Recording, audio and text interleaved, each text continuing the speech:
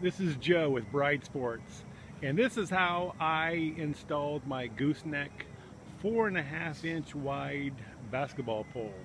What I did is I rigged up this frame, and the height of this frame is exactly 9 feet 7 inches, which is exactly where the height of the pole should be. And this frame, it's actually adjustable to where I can move it on the ground and influence whether the pole is plumb and whether it needs to be adjusted. My footing hole, 2 foot wide square and 48 inches down, and when I started I just put a little bit of dry mix into the bottom of the hole to influence the stability of the pole itself. You can see the stability of the pole, and obviously what I do is I take a sledgehammer and maneuver the base of the structure to influence the trueness of the pole itself. See, this is the 4th one I've done on this particular court. It's going to be 2 basketball courts. The 2 on the south end are already done, and then this one is the final one.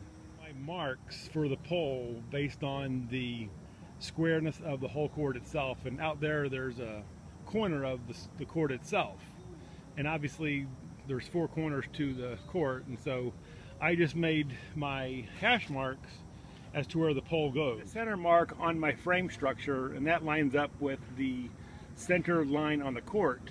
And then you can also see a little shim there, and since the court itself is not true, I had to use that shim to adjust the structure. You can see the footing is now poured, and the pole is true and upright, looking good and everything. We'll allow this concrete a good 3 days to probably set it before we can paint it.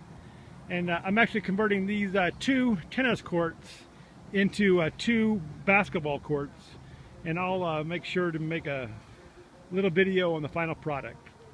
So here I am installing the backboard and the goal itself.